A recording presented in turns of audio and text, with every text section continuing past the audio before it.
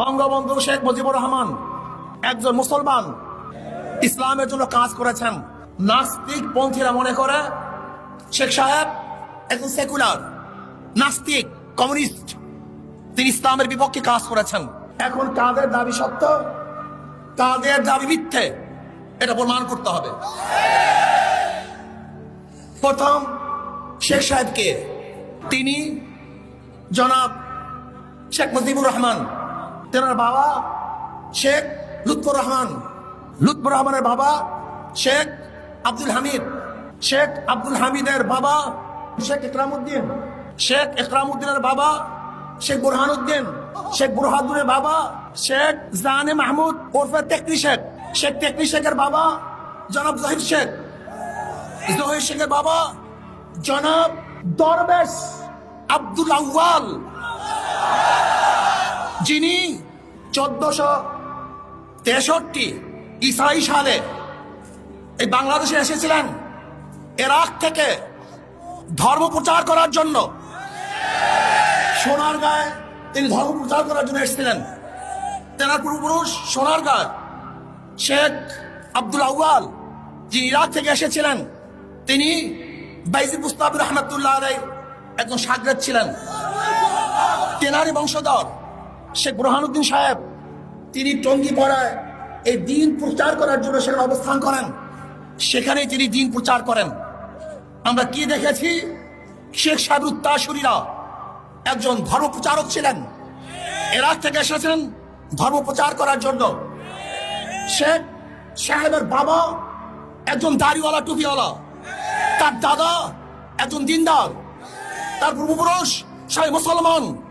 কাজে কেউ যদি বলেন শেখ সাহেব নাস্তিক, কমিউনিস্ট, আমি বলবো তুই মিথ্যা বলছো, সে একজন মুসলমান, সে একজন মুসলমান। শেখ সাহেব প্রথম কেন জেলে গিয়েছিলেন আপনাকে জানেন?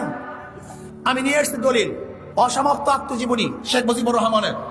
এই বইয়ের মধ্যে আপনি দেখেন শেখ সাহেব কে ছিলেন, কি করেছেন।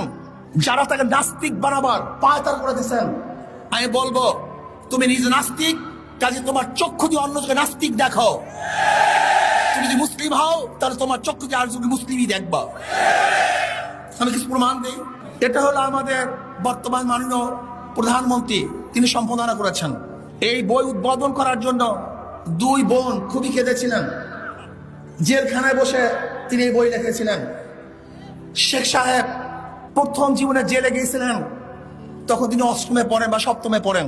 তিনি এসছেন বাড়িতে, তাকে বলা হলো হিন্দু জমিদার একজন মুসলমানকে ধরে নিয়ে গেছে। তিনি তার দল বল নিয়ে সেই বাড়িতে গেলেন যে ছেড়ে দেন, কিন্তু না, ছাড়ে নাই। তখন তিনি জোর করে তাকে নিয়ে এসছে। এরপর সেই হিন্দু জমিদার তার বিরুদ্ধে কেস দিয়েছিল, সেই কেসেই তিনি প্রথম জেলে গিয়েছিলেন। এরপর মধ্যে এরপরে শেখ সাহেবের একটা ইতিহাস আমি বলবো। আমরা তাকে শুধু মনে করি, আজকে আমি বক্তৃতা করবো না, আমি কিছু বই পড়ে শোনাবো। আজকে বক্তৃতা করবো না, জাহেল এবং মূর্খদেরকে শোনাবো যে সে কি ছিলেন। শেখ সাহেব শুধু বাংলাদেশের স্বাধীনতার জন্য চেষ্টা করেন নেই, তিনি পাকিস্তানের স্বাধীনতা আনার জন্য চেষ্টা করেছেন। এই পাকিস্তানকে আনার জন্য সর্বোত্তম চেষ্টা করেছেন। শেখ সাহেব তিনি সরওয়ার্দী সাহেবের শাগরেদ ছিলেন। তিনি নিজেই বলেন এই বইয়ের মধ্যে যে যখন সরওয়ার্দী সাহেব, ফজলুল হক সাহেব যখন গোপালগঞ্জে গেছিলেন, তখন আমি ছাত্র ছিলাম, আমি স্বেচ্ছাসেবকের দায়িত্ব পালন করছিলাম। সবাই অংশগ্রহণ করতেছে, কিন্তু একদল লোক অংশগ্রহণ করে নাই, হিন্দু বন্ধুরা অংশগ্রহণ করছে না। আমি চিন্তা করলাম কেন। আমি একজনকে প্রশ্ন করেছি, কিরে তোর অংশগ্রহণ করছিস না কেন? কারণ না, কংগ্রেস এবং হিন্দু মহাজোট আমাদেরকে নিষেধ করেছে অংশগ্রহণ করার জন্য। তিনি এই বইয়ের মধ্যে লিখেছেন।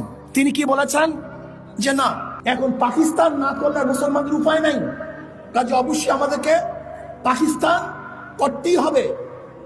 অনেকেই মনে করেন যে শেখ সাহেব তিনি নামাজ পড়তেন না। আমি দেখব তিনি কি করতেন। অন্য কিছু বলবো না। দেখেন এই বইয়ের মধ্যে তিনি বলছেন, আমি যখন জেলখানায় ছিলাম তখন 5 ওয়াক্ত নামাজ আমি ঠিক মতো পড়তাম। শেখ সাহেব আমাদের পরিচয় কি দিয়েছেন? দেখবেন টক শুতে সবাই বলে আমাদের পরিচয় আমরা বাঙালি, আমাদের পরিচয় আমরা কি বাঙালি। আর তিনি কি পরিচয় দিয়েছেন? তিনি এই বইয়ের মধ্যে দেখেন পৃষ্ঠা নাম্বার হলো 47, অসমাপ্ত আত্মজীবনী, পৃষ্ঠা নাম্বার হলো 47। তিনি বলেছেন আমাদের বাঙালির মধ্যে দুইটি দিক আছে, একটা হলো আমরা মুসলমান আর একটা হলো আমরা বাঙালি। প্রথম আমরা কি? আমরা মুসলমান, এরপর আমাদের পরিচয় আমরা বাঙালি। আমরা শুধু বাঙালি নয়, আমরা প্রথম মুসলমান, তারপর আমরা বাঙালি। এটা প্রথম জাতীয় পরিচয় আমাদেরকে থাকতে হবে। আমরা প্রথম মুসলমান, তারপর কি আমরা বাঙালি। দিল্লিতে যখন তিনি ঘুরতে গিয়েছিলেন, মুসলমানের প্রতি আকর্ষণ কি ছিল? মুসলমানের প্রতি আকর্ষণ কি ছিল দেখেন। আবার দিল্লি শহরকে ভালো করে দেখে নিলাম। শত শত বছর মুসলমান দিল্লি থেকে সমস্ত ভারতবর্ষ শাসন করেছে। তখন কি জানতাম এই দিল্লির উপর আমাদের কোনো অধিকার থাকবে না?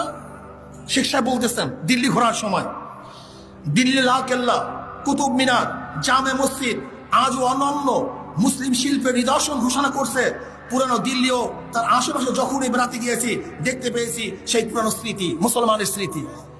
কাজী তিনি কি বলেছিলেন যে মুসলমান এই দিল্লি ছেড়ে চলে যাবে, এটা কোনোদিন ভেবেছিলেন? মুসলমান কোনোদিন ভাবতে পারেন নাই। শেখ সাহেব তিনি 5 ওয়াক্ত নামাজ পড়তেন। আমি সেইটা আপনাকে দেখাচ্ছি। তিনি একজন মুসলিম লিডার ছিলেন। তিনি বলেন, এটা 169 পৃষ্ঠা। কি বলেন? মাওলানা সাহেবের সাথে আমরা 3 জনই নামাজ পড়তাম। মাওলানা সাহেবের সাথে আমরা 3 জনই নামাজ পড়তাম। মাওলানা সাহেব মাগরিবের নামাজের পরে কোরআন মজিদের অর্থ করে আমাদেরকে বোঝাতেন। রোজই এটা আমাদের জন্য বাধা নিয়ম ছিল। শামসুল হক সাহেব নিয়ম নিয়ে বিপদ হতো, 1 ঘন্টার কমে কোনো নামাজই শেষ করতেন না। শামসুল হক সাহেবকে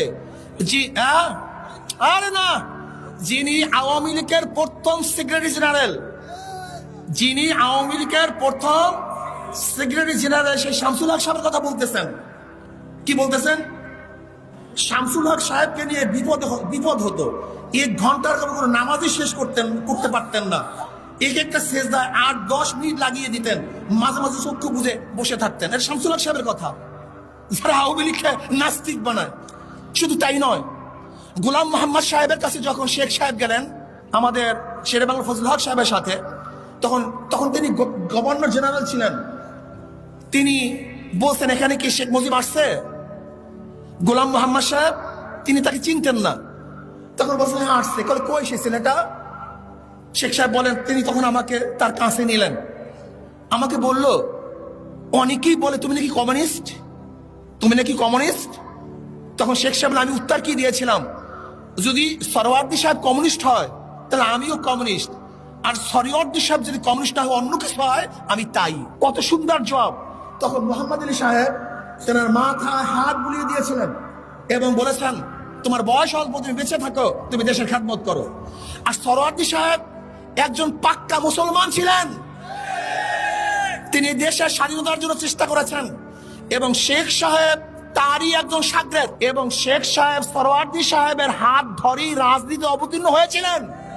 আমি প্রশ্ন করতে চাই, শেখ সাহেব দীর্ঘদিন পর্যন্ত রাজনীতি করেছেন। সরওয়ার্দী সাহেবকে নিজের বাবা সমতুল্য মনে করতেন, এই বইয়ের মধ্যে তিনি লিখেছেন।